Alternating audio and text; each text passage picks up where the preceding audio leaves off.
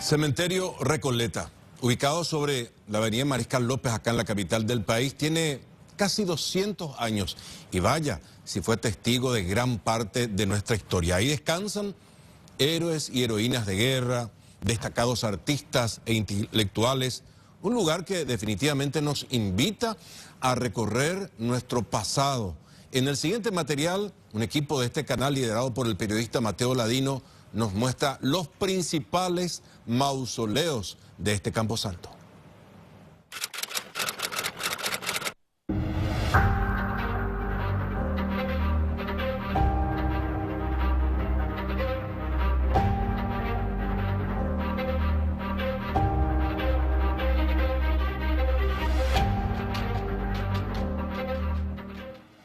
La vida llega y se va en un chasquido de dedos. Sin embargo, las historias de aquellas personas quedan esculpidas en las lápidas que adornan lo que conocemos como un cementerio. Un lugar que parece ser solo el descanso eterno de las personas que amamos, pero que, en su complejidad, se convierte en el constante recordatorio de lo que fuimos. Parte de nuestra historia como país se encuentra dispersa en las más de 17 hectáreas que componen el cementerio de la Recoleta, el segundo camposanto del país y el lugar donde yacen los cimientos de nuestra historia.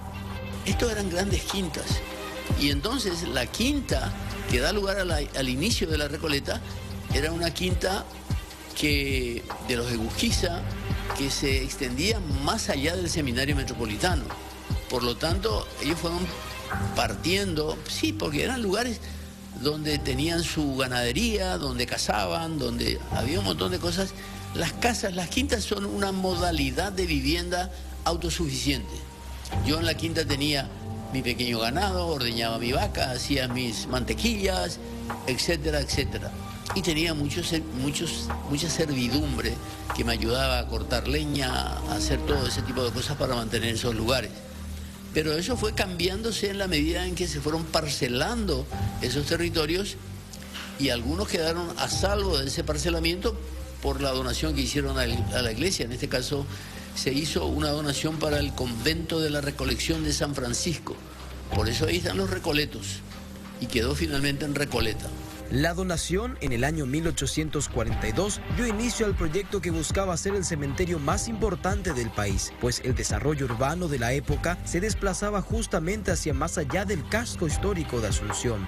Casi 30 años después, llegaría a instalarse la tumba de uno de los héroes de guerra más importantes del país, el general José Eduvigis Díaz, muerto en combate durante la Guerra Grande. Su tumba reza la frase: falleció gloriosamente en Paso Pucú. Al lomo de hombros lo traen en absoluto silencio hasta Humaitá, porque tenían que pasar una zona de guerra, por lo tanto a nadie se le permitió ni siquiera llorar. Porque en ese momento el griterío, las famosas lloronas eran una realidad cotidiana. Cuando salen de la zona de guerra empieza el llanto y se encienden unos hachones que eran como unas antorchas.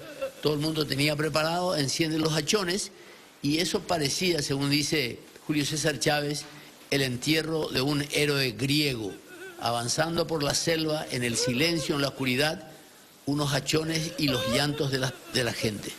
Llegan a Humaitá, lo suben a un barco, donde también se había preparado toda una capilla ardiente.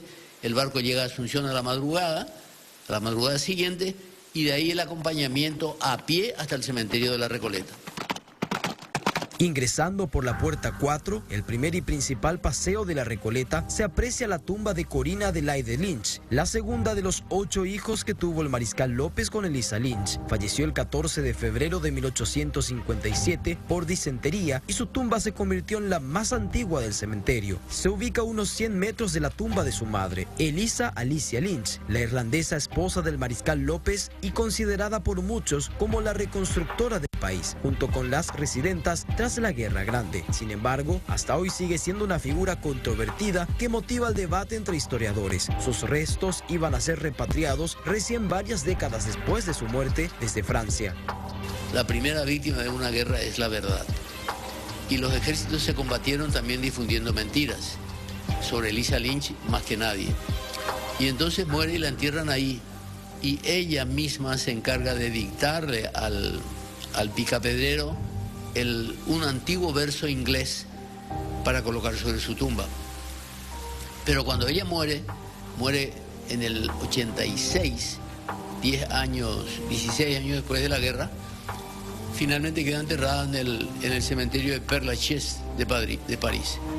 Y de ahí es traída para el centenario de la guerra en 1963, aproximadamente en esa época, y ahí parece que hubo un acuerdo con el gobierno francés porque había una serie de cuestiones que tenían que ser resueltas. Le trajeron a la señora Lynch.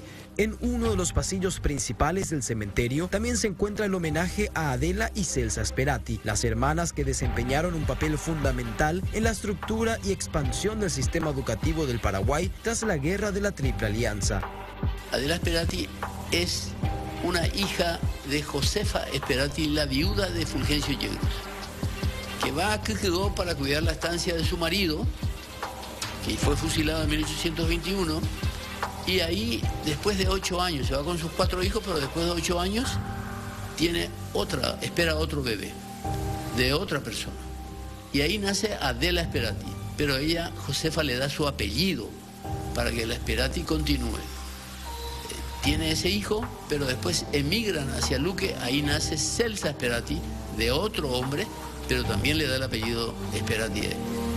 Y bueno, esas son cosas que marcaban pautas de conducta y sobre todo revelaban inequívocamente la intención de ciertos linajes familiares que debían perdurar.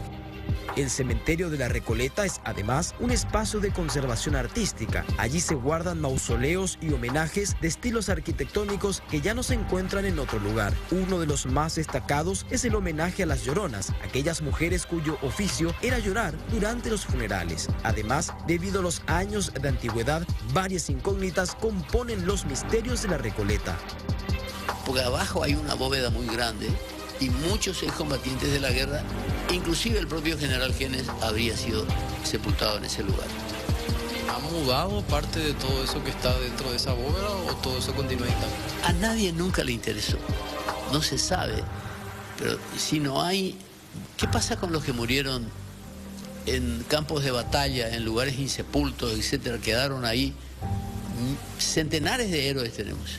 El cementerio de la Recoleta es un testimonio constante de lo que construimos como sociedad. Somos producto de esa gente y eso ya debiera servir para que manifestemos un poco más de respeto hacia esos lugares, independientemente de las reformas operativas, ejecutivas que hay que hacer para que el lugar esté en mejores condiciones, independientemente de eso. Pero es importante que tengamos en cuenta que nosotros no somos nada sin esa gente.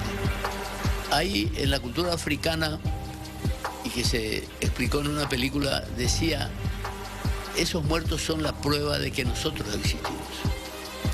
Y eso ya debería servir para que tengamos un poco más de respeto hacia esos lugares. Si bien se desconoce la cantidad total de personas que yacen en este lugar, se habla que desde el año 1842 hasta la actualidad hay por lo menos 20.000 lápidas instaladas. El cementerio Recoleta esconde muchos misterios, pero sigue siendo un lugar entrañable y parte de la historia del Paraguay.